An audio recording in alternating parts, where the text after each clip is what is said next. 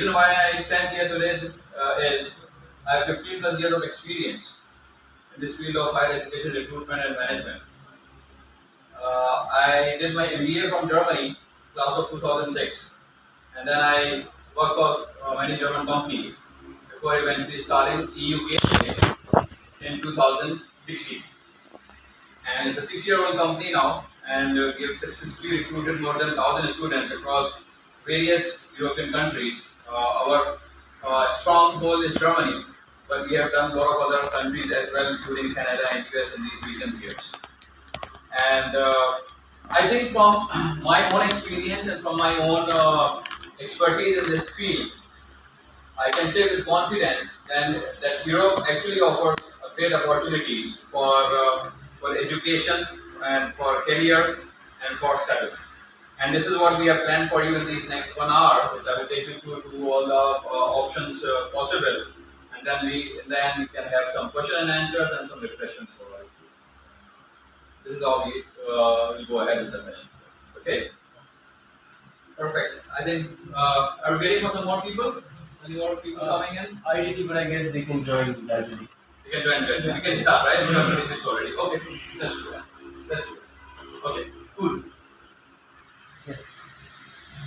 Already spoke about myself. A bit on to read. What is our mission? Basically, to make optimum use of technology and expertise to help students make informed decisions on overseas career choices by presenting a full array of options that are both reasonable and rewarding. So this is basically the mission of EUGate. We want to provide you the best of technology, the options, so that it helps you in deciding the better career choice, better program, and also in a most reasonable and cost affordable manner. And that is why this free education seminar today. I have an international certification on career coaching and consulting from UCLA, 15 years of experience. I have an MBA from Germany. I'm founder of EUGate. Okay, let's quickly go into where. Okay. Let's start with Germany. I think this is the key topic. Probably, I don't know how many of you are here for Germany. If you just Germany, Italy. Okay. So 16 states in Germany which abolished tuition fees. Generally, there was no tuition fees in Germany even before. Also, the reason being Germany has not industrialized education as yet. Unlike countries like UK, Canada, US, Australia, Ireland, France, most of these countries has industrialized education. So education, international education contributes major to their GDP, major to the economy. From all the international students, Germany still hasn't done it. That's why most of the states remains tuition free. Public universities, some of them do not, and I will come to those options and topics that why Germany is still far better a choice to come when you talk about free education.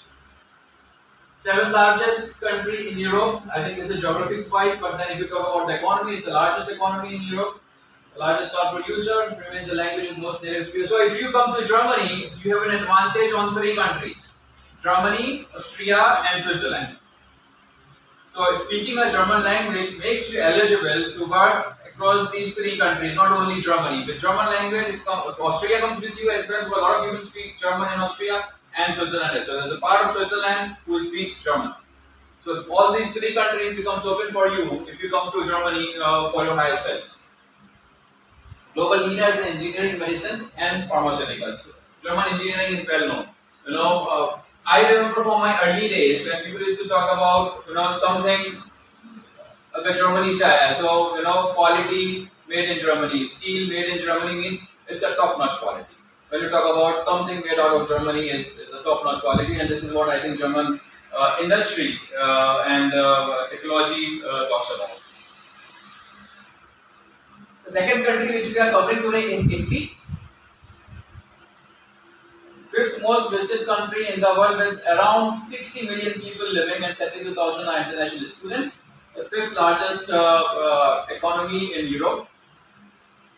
The service sector accounts for almost 70% of the Italian economy, and the official language is Italian, German, French, people around the region who also speak French and German.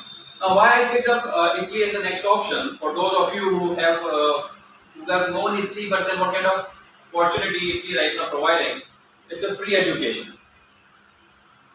So most of the public universities in Italy, which are top ranked, which are among the US 500 ranked universities, are offering free education across bachelor's, master's, and BA program. They are not only offering free education, but they are also offering you free accommodation, and on top of that, they are also providing you stipend. Now, if you are a bachelor student, you will gain or you will get at least 6 lakhs rupees in stipend every year. The bachelor's programs are for 3 years in Italy. So if you count all those 3 years, you will actually make 18 lakh rupees from the Italian government, which will come directly in your bank account. And with this money, you can actually take care of your living expenses. So that is the biggest advantage with Italian government, Italian education these days are providing. Now you will all wonder as how is it possible, and why the Italian government is doing something like this. I think it's mostly about the circular economy we talk about. Government का पैसा university के root के through international talent को acquire करने में spend होता है और वापस पैसा इटालियन इकोनॉमी में स्पेंड हो जाता है, राइट? तो गवर्नमेंट ने यहाँ से दिया, यूनिवर्सिटी के थ्रू आप लोगों को मिला और आपने वो पैसा मोस्टली कहाँ खर्च किया? अपने लिविंग एक्सपेंसेस में। वो एक्सपेंस करने की वजह से जब इटालियन जीडीपी मूव करी, ग्रोथ हुई, and that's what the government is trying to. And that is why a lot of people ask कि ऐसे कैसे हो सकता है? How is this possible? This is one of those major thought behind doing this circular economy and giving funds to people who are needy. The funds, what people otherwise not able to afford it, they can come to Italy and study for free, totally free. And this is across bachelor's and master's program. Most of the topics are covered. So engineering, technology, science, humanities, medicine if you qualify. All this is covered with this. This is Italy for you. Next, Norway. Small country, Scandinavian. There are around 10 universities in Norway which offer free education. These are public universities in Norway, offer education at zero cost. So that is why we included Norway as a third country for free education opportunities in Europe, because there is no tuition fees. Majority of the programs are taught in English, combined with amazing outdoor adventures. Norway is a small country with only 5.5 million people, but they are big on natural resources: petroleum, gas, hydropower, marine, titanium, etc. Equality is very deeply rooted in the Norwegian society, and major industries include maritime, transport, petroleum, and natural gas. A bit on Norway for you to get an understanding. Scandinavian country. Sometimes where sun does not set and you would feel कि रात क्यों नहीं हो रही है, रात नहीं होगी लेकिन पूरी clock घूम जाएगी आपकी, probably you would have only 2 hours of dark period and then it's all sunlight. But that's a terrain, that's a differential understanding which you have to come through if you want to come to Norway. Norway सिर्फ include इसलिए किया है क्योंकि tuition fees zero है, लेकिन अगर हम इसकी living cost की बात करेंगे, when you go on to the other expenses, you would realize that it's after all not as free as you might think. Public and private universities. I think this is the concept which most of you have, and most of these concepts largely exist in Europe. The reason being that public universities everywhere is seen as universities which are funded by the government. That is why they can give this funds. That's why they can offer this education opportunity free of cost to not only their local people but also to international students. Now, barring these 3 countries in Europe, there is nobody who offers you a free education, who offers you a zero cost tuition free education. When it says zero cost, it's actually zero, bearing some miscellaneous expenses, if you call them a semester contribution, ranging from 100 euros to 200 euros, but that's what you would eventually spend, which is again, for that money you get your transport free, you get to use library, you you get to use a lot of university resources. So that is those charges which you pay, but there is actually no tuition fees. Germany, we have these technical universities, TU9. Probably the one who are coming to Germany would know about this. These are a set of 9 top technical universities in Germany, which you can compare them to possibly IITs of India, and they are top notch. And their requirements to get into those universities are differential, but then not everybody can get a chance to study at TU9. Like not everybody can study at IITs in India. It's the same story. Not everybody can qualify and study at technical universities. There are more than 200 programs at the moment at technical universities in Germany, so TU9 especially, which are taught in English language. So it's not that, oh, I don't know German, how do I get into TU9? There are around 200 English taught master's programs which are currently on offer across these 9 TU9 universities. Which, if this program fits into your requirement, then you can apply for it. Then apart from TU9, which are these other top universities, public universities where you can also study. This is LMU, Ludwig Maximilian University in Munich, University of Heidelberg, Humboldt University, Freie University Berlin. This is a very famous university in Berlin and you can study for free. University of Göttingen, University of Hamburg, University of Bonn, Konstanz, University of Tübingen. If you want to take a screenshot of this slide, you can do that. These are top-notch universities, public universities in Germany, which you can study for free. Same here in Italy, Polytechnic University in Milano, University of Bologna, Sapienza University, University of Padua, University of Milan, Polytechnic University of Torino, Pisa, Naples, Trento. Again, for Italy, these are within top 500 US ranked public universities globally. In Italy, these are top ranked. Globally, among the top 500 ranked universities. That is Norway. These are those only top 10. So I would rather say 10 universities which are public and does not charge tuition fees. This is Norway. University of Oslo, University of Bergen, Arctic University, Norwegian School of Economics, Norwegian School of Science, Life Sciences, Sports University, and all these. Just for you to have an understanding, which are the universities which offer free education across these 3 countries. What are the advantages of public universities? State funded, free education, top ranked universities, large student population from different nationalities, culturally rich with several years of education heritage, high level of structure, and good focus on research, because you can't pass out the degree if you do not submit your thesis, bachelor thesis or master thesis. You need to have that, and that's why most of these universities which are publicly funded, if I talk about Germany, they have a strong focus on research.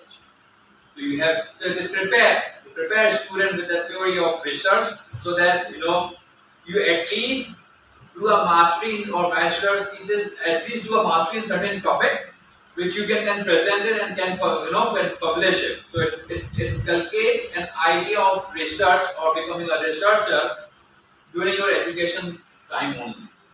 Unlike in India, we do not have a focus that unless and until you do your master thesis or bachelor thesis, then you can pass. We do not follow that. We have those standard procedures of bachelor studies where you have 3 years or 4 years of studies and then do your research work. Not really research work, I think it's a project work and maybe an internship and then it's done. But that project work does not really mean a research or a master thesis. It is a part of it. But in Germany or in these European countries, they have dedicated an entire semester only for research work. And then you submit your results. Your passing from those degrees depends on the research which you submit.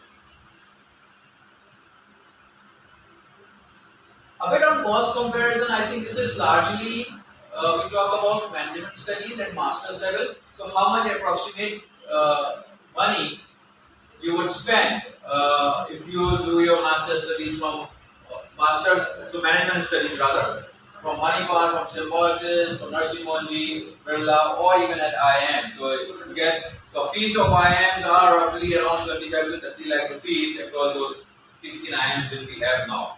So you spend this kind of money to get the degree from IIMs, and then to get these degrees, I think you have to go through those tests, those exams before you actually can study at these places. So cost in India is not anymore cheap. The cost of education in India is not cheap. This is just we wanted to bring a comparison, and when we go on to the next slide, then we talk about what is the previous slide had. I think that cost covers the living expenses too. The previous slide, the India. So they have just the tuition fee. So I have not added the cost of living expenses in India. I think on an average in any of those big cities like Pune, Mumbai, Bangalore, Delhi, Hyderabad, Chennai, an average cost for a student, including living and food, roughly between 15 to 25,000 euros, depending on the standard you follow. Anything between 15 to 25,000 euros per 25,000 rupees per month. So overall, you are spending between 2 lakhs to 3 lakh rupees in living expenses alone in India on top of the education which you would take from Indian universities. Now, regardless of the university you would choose, which might not even have this kind of a cost, which has been mentioned here at management level, you would still incur a living cost in India, right? So, living cost in Norway is actually one of the highest. Even though you could opt for a free education in Norway and you might get an admit too, but then the living cost is really high in Norway. I think 1,200 to 1,400 euros roughly per month is your cost of living. That is something which you should keep in mind, that of course it's a free education, but then how do I take care of my cost? So there are ways how you can take care of your cost, but then roughly keeping this in mind that living cost studying in Norway is going to cost you somewhere around 15 to 16,000 euros. Living cost in Germany, I think most of the people who are in for Germany, they know 11,172 euros is the new cost which has been mandated by the German government as your living expenses per annum. Roughly 931 euros. 932 euros per month is what the living cost now which stands in Germany.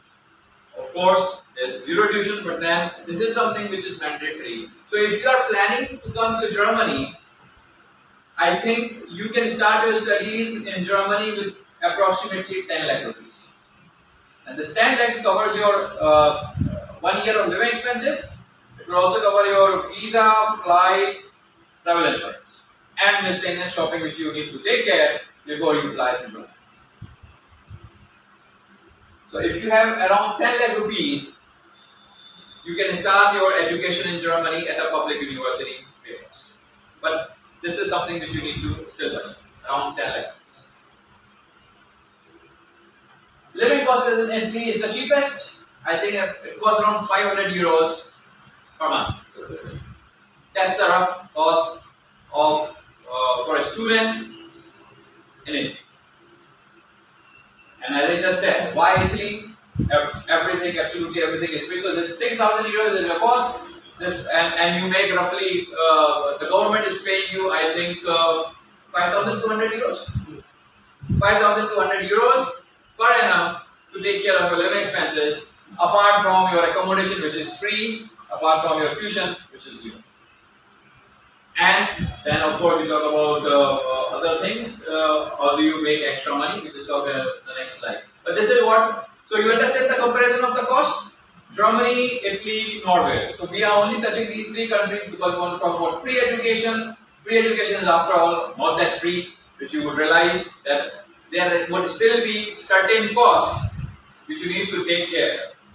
So we as counsellors, we always try to talk about free education, free education. So free education, is it really free? This is the answer. After all, in certain scenario, it is free, in certain scenario, it is not. Because you have a lot of other costs to be taken care of. So we wanted to give you a small comparison, what it takes if you end up at a private university. We talked about free education, public university. We just give you a gist about why you should not simply reject private universities as an option for your study opportunity in these three countries. Because apart from these three countries, everywhere else you anyways have to pay. Then the comparison of public-private does not exist, because across the countries, you would still be paying tuition costs. Small learning groups and individual support is excellent support provided by these private universities, which enhances your learning quite a lot. There's a special attention to all the individuals because private universities understand simple philosophy, which is very clear. If their student do not succeed, they as a private setup will never succeed. For example, if you go to a private university in some city in Germany, let us say, yeah, you go to Munich Business School, a city in Munich, yeah, it's a good Munich Business School, it's a good BE school in Germany, and you end up doing your studies approximately costing 35 to 40 lakhs for a roughly 2-year master's program. Now, Munich Business School has to make sure that after you spend this money, you succeed in the job market. You have inculcated that feeling, you have inculcated all those skills and knowledge which is needed for you to succeed in the job market. If they fail to do so, they would not succeed internationally. If you do not get a job, you will definitely not be suggesting or referring this school to all of your friends or your family that, hey, why don't you come to Munich Business School? It's a great setup. Or you shouldn't come at all because they do not pay attention at all to our needs, to our requirements. We being international, we paid so much of money and we hardly got anything. So, private universities, they cannot take this risk. They have to be very proactively talking and creating and building the student profile so that they can succeed in the job market. But ultimately, you as an international student coming to these international destinations to make a successful career. If you cannot make it, and if the universities do not support you in making this, then the whole system, fails. So that is why you can always think about what are my options and alternatives in case I do not make it to a good public university. And I'll come back to you what advantages and disadvantages you might have only talking about public universities with regards to private university. I think I have largely covered this in my last webinar, public versus private. Go to the previous slide. It's a good learning environment, close contact with the business community, and English speaking environment. So all this is really, really necessary for you to hit the job market and succeed. So for Germany, we just talked about private university setup. What are the options for you if you do not succeed at a public university in Germany? First, let me just give you a more perspective about public university. Everybody talks about public university. I want to get into public university. They try to get me. I only 68%. Can I still make it? I will want public university. There is no tuition fees, and I'm happy to spend 10 lakhs. I don't have more money. Agreed, understood, all said, done, fine. The problem, I'm saying this, the problem with the public universities these days are, if you don't end up at TU9 or the one which I have just listed there, yeah, there are so many public universities in Germany, yeah, which does not charge tuition fees, then you might find your program which fits into your criteria. But the success rate these days at public universities is, I think, 60%, right?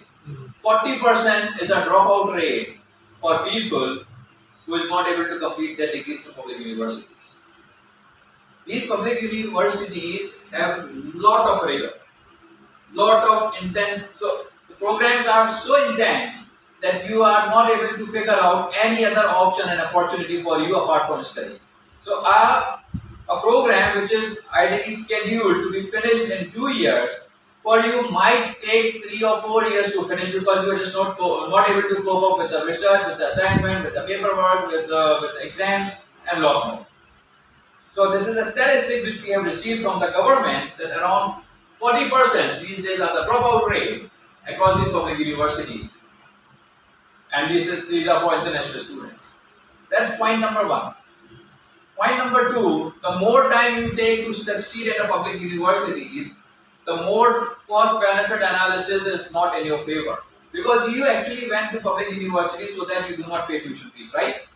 That's the idea, right? That you do not pay tuition fees, you pay 10 lakhs and then you get a part-time job, you cover your next year of cost and everything fine, works out fine. The problem is if your degree gets extended to finish, you continue to work part-time for another 1 year or 2 years if you get a time.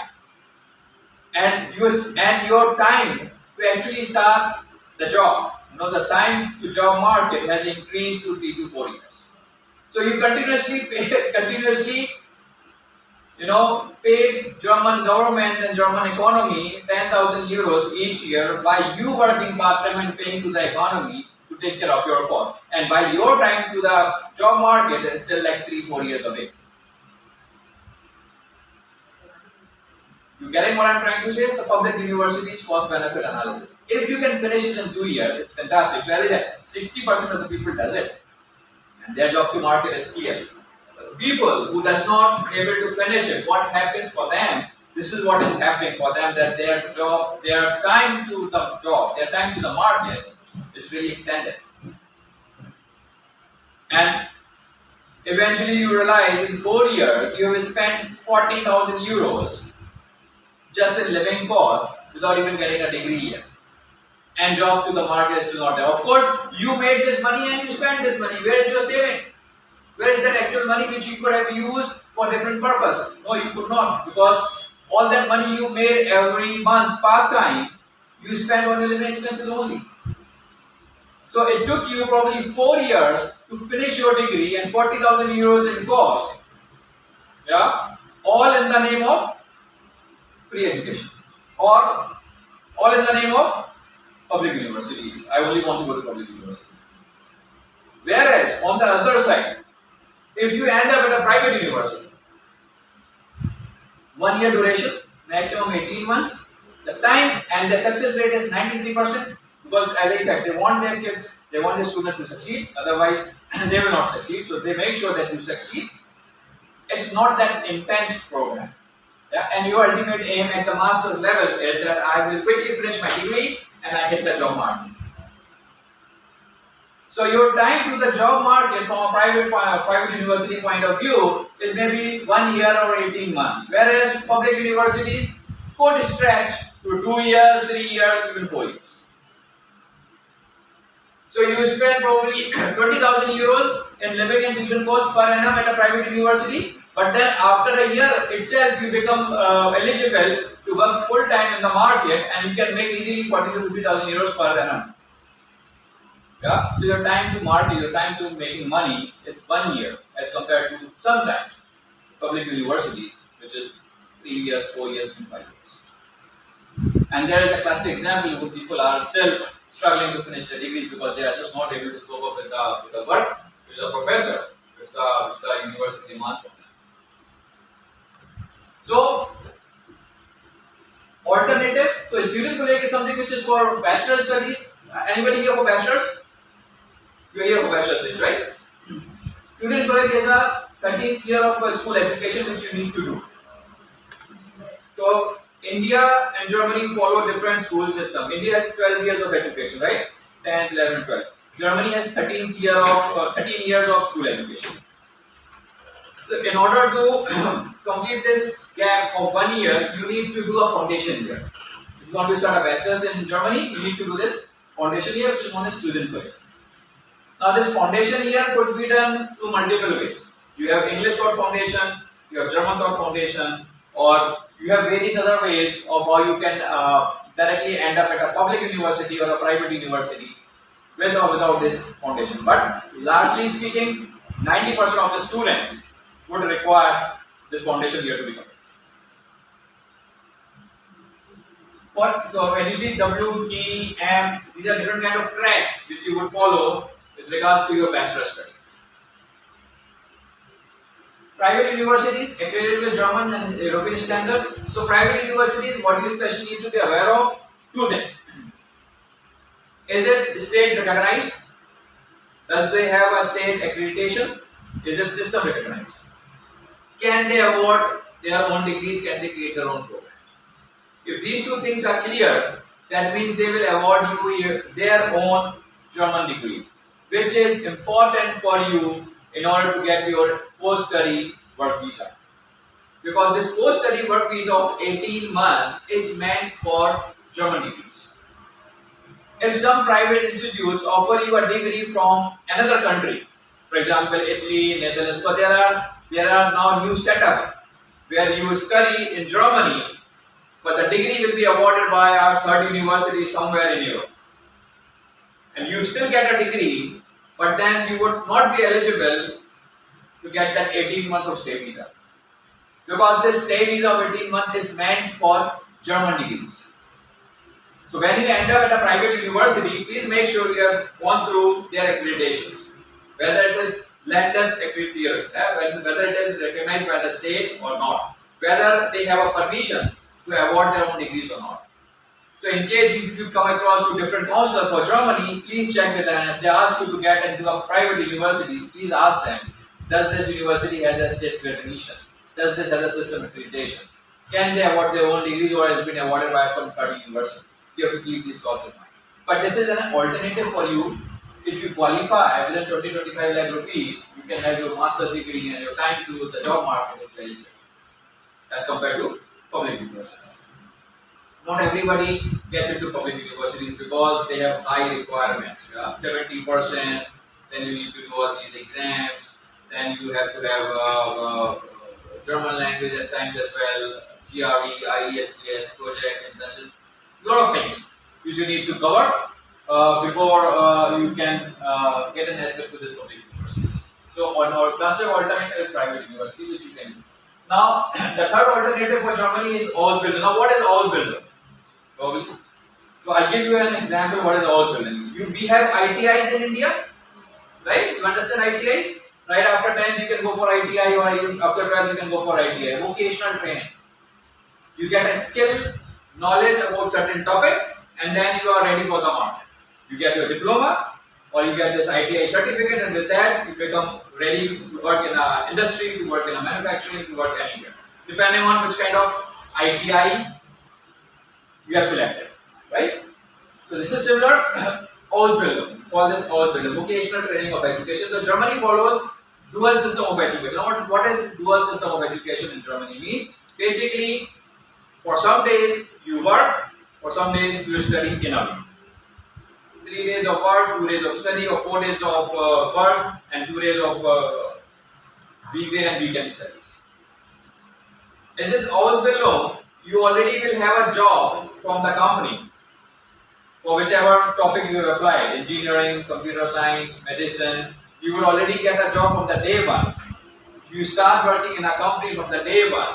You make probably first year you will get 1,000 euros as a per month salary, and you would also study in parallel to the subject which you have chosen. So you work, you study.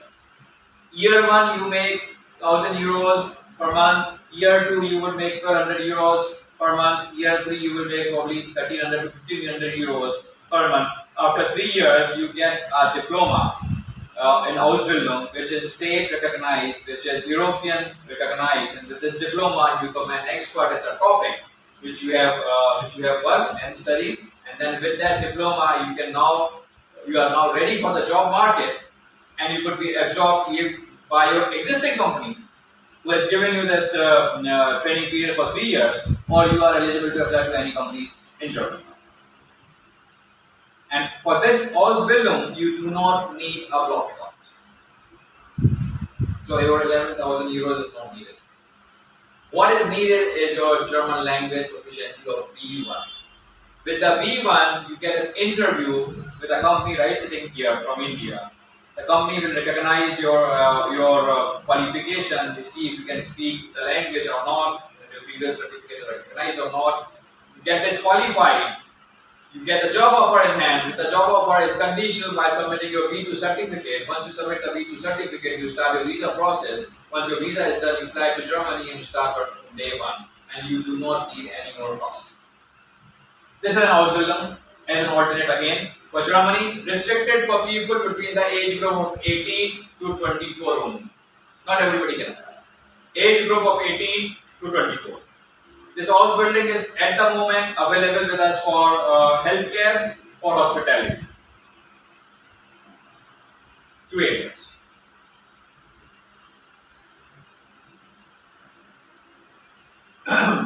Alternate for Norway, I think pathway programs, private university, I talked about, and vocational training. So every country has a different system and setup. If If you want to discuss these in further detail, I think you can connect with any of our counsellors and we'll help you further if you choose an alternate options in these countries. Same here for scholarships. I think everybody talks about scholarships. I'll give you some feedback, some perspective. Why you should talk about scholarship or why not should talk about scholarship. I think there are two ways in which you have to understand scholarship. For you, for example, is it good to have or is it a must have? That's the first argument which I always put to students. Is it good to have scholarship for you? Is it must to have? That's the first argument which you have to decide. The second argument which you need to look at is who gets scholarship? What does scholarship mean? Yeah? Anyone? What does scholarship mean?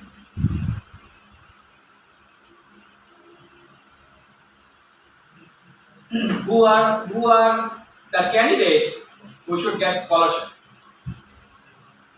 The second question. Merit. Proficiency, language proficiency. Could be. Financially weak. Yes. Another argument. Good amount of research work. Good amount of research work. Good amount of research work. Argument. Experience. Experience. Yeah. Point is, for scholarship, you have to understand, is it really meant for you? Scholarship are something which actually means that you've been rewarded. You've been rewarded for the work which you have done, academically or professionally. When we say rewarded, when do you get rewarded? You don't get rewarded at 60%, right, in your academics.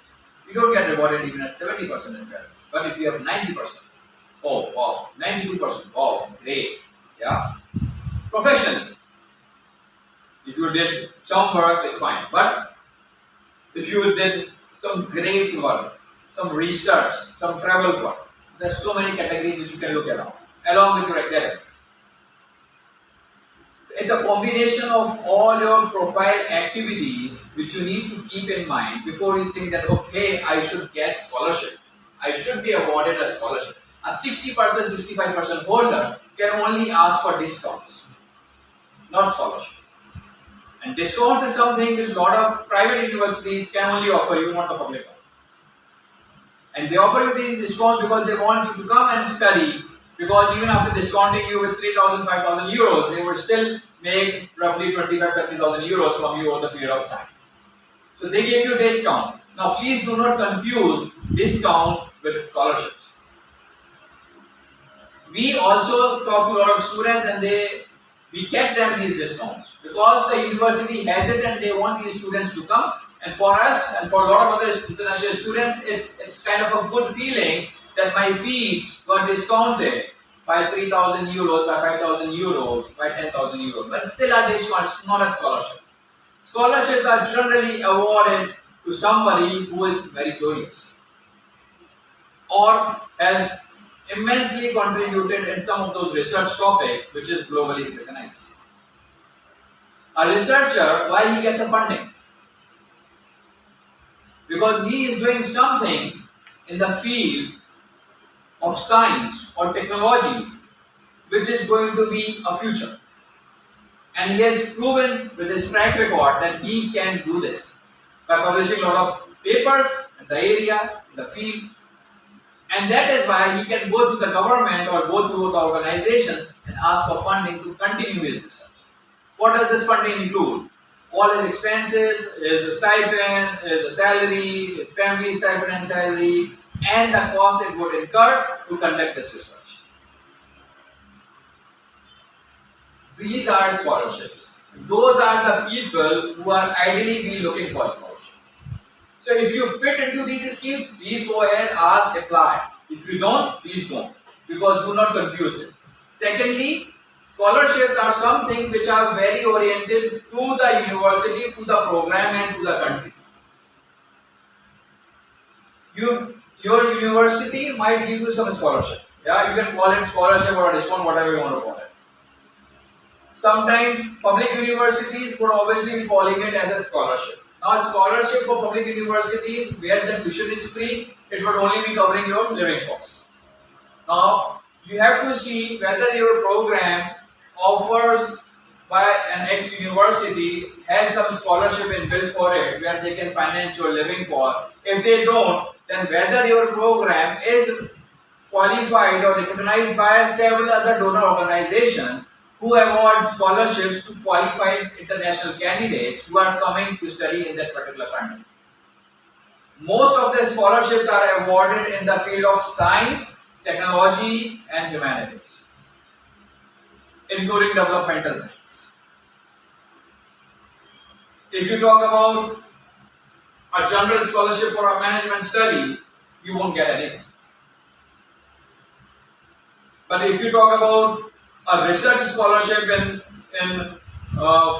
developmental economics, where you have to do a research somewhere in Africa and you have to bring people out of the poverty and you are proposing a model and a formula or this particular study, a master's degree which has been done by you, has these elements in the course curriculum where they will prepare you how to bring certain people out of poverty in that XYZ or developing economy, then you get the scholarship, which actually covers every cost of ours.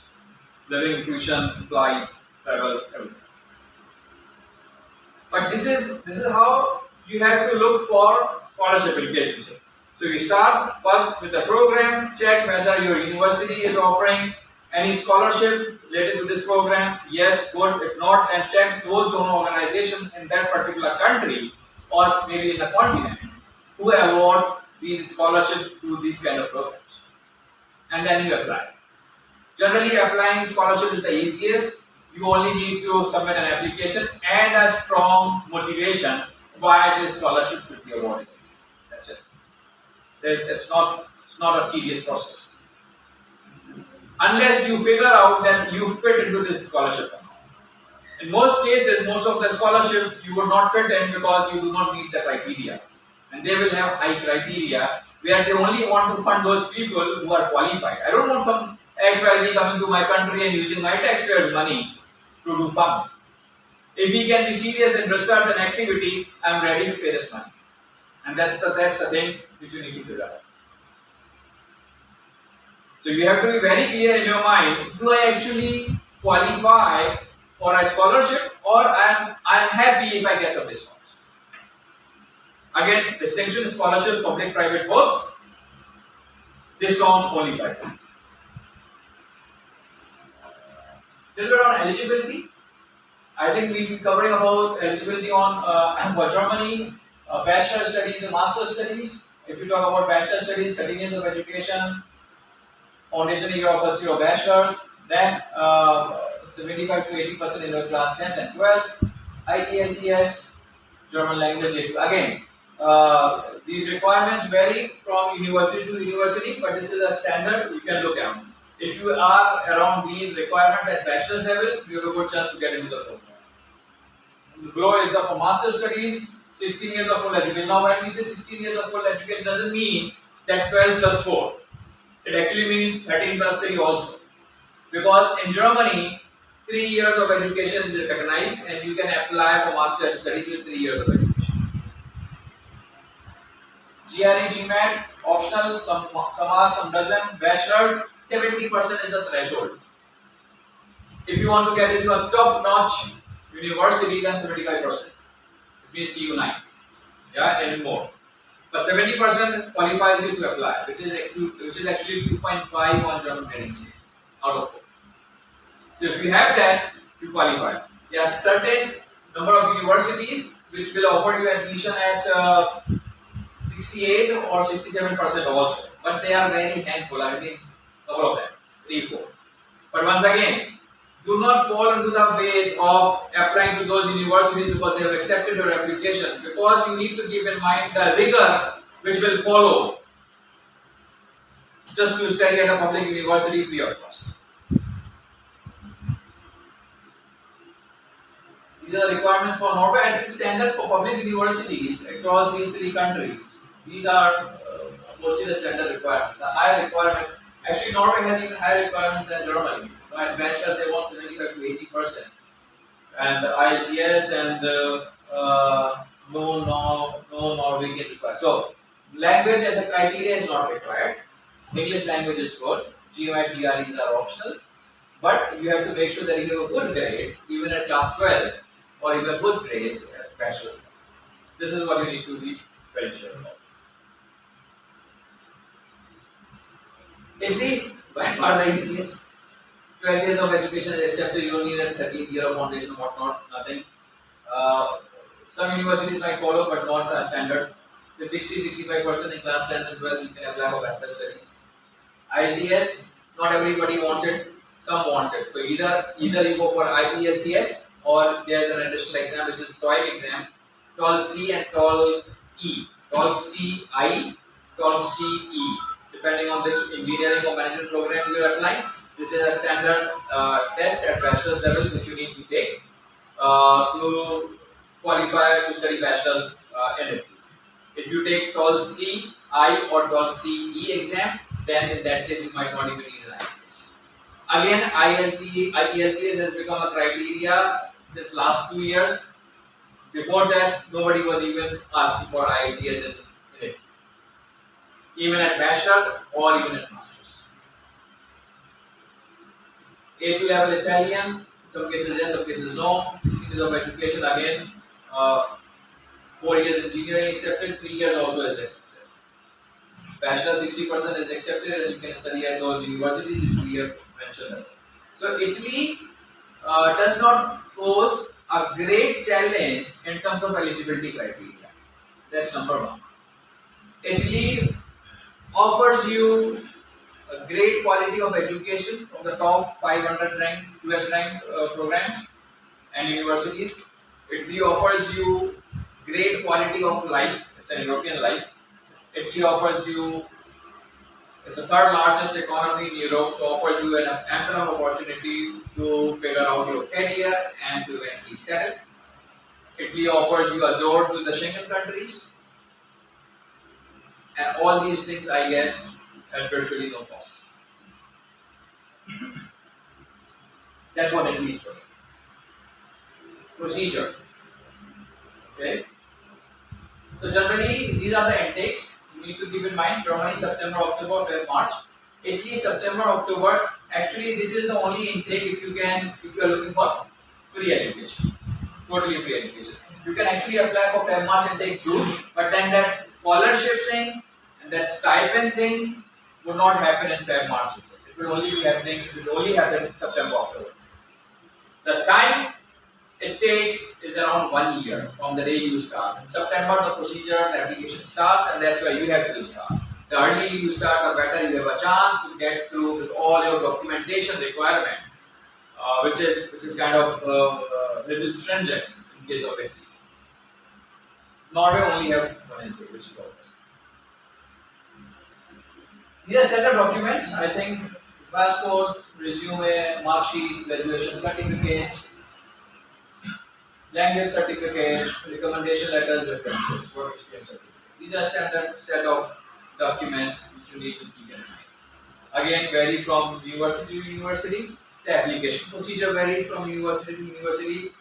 The stamping they need in your documents again varies from university to university. Germany does not need, for example, any apostille, any HRD. Italy needs apostille, HRD, translation, DOV, everything.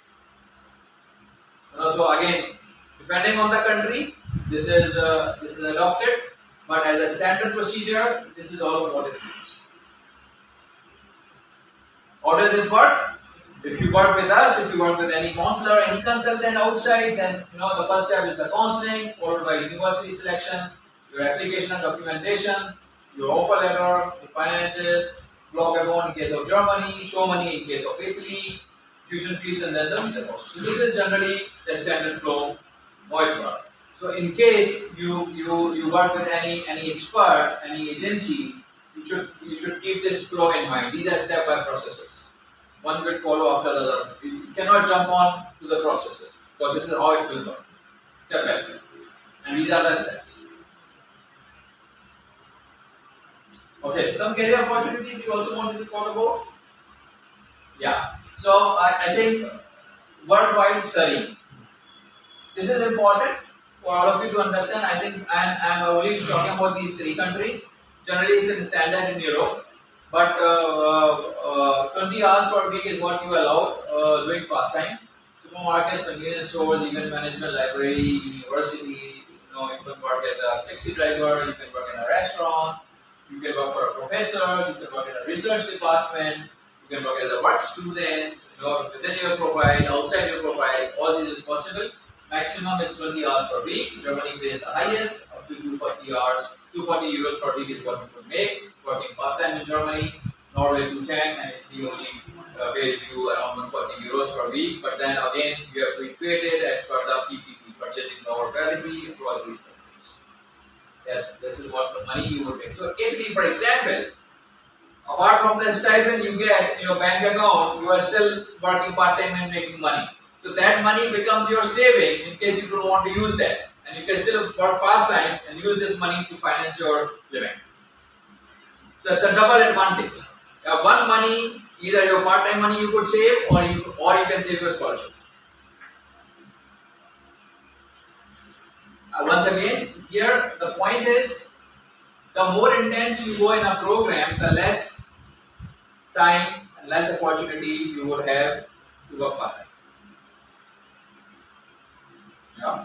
If the program rigor is demanding, if the program is demanding, then you would have very less time to figure these 10 or 20 hours per week for you to work part time. So please understand another scenario which I want to give you. You always talk as a counselor that you need to take care only of your 1 year of living expenses, just take 10 lakh rupees and you are settled in Germany, next year would eventually follow. But what eventually will follow next year? In case you end up at a public university which was a high demanding program, needed a lot more of your time than you could actually thought of, then how would you figure that out next year working part time? So what happens? Next year, people actually have went thinking next year I will get a part-time job and I will settle it and I don't have to have more expenses and I will pass out and everything fine. Super, good, great story. We also sell it, but I want to bring this to you regardless of what I sell, but it's for your information to know that if you are not able to find time in your next year from your academic rigor, you need to have that additional 10 lakhs or 9 lakhs in the block account. So what happens is, people doesn't have that additional 9 lakhs, 10 lakhs, right? And they still have to pay. So what they do, they keep the studies aside and they start focusing on part-time.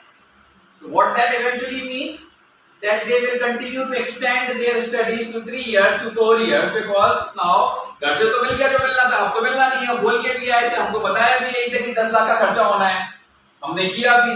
What about next year? What about next year? If you are not able to find time from our academic rigor, what about next year? फिर वो पैसे कहाँ से आएंगे? अगर वो पैसे घर से आ गए, great, I can finish my study within 2 years and I don't have to worry for part-time job and then I can hit the market. In most of the cases, why there is a dropout rate is precisely this is the reason that you just prepared only for a year of your finances and next year you are totally dependent on part-time jobs and now you are not getting part-time jobs, you don't have money to have food, so you leave your studies and you start looking rigorously for part-time jobs to make your ends meet because you can't now go back home to your parents and ask for another 10 lakhs.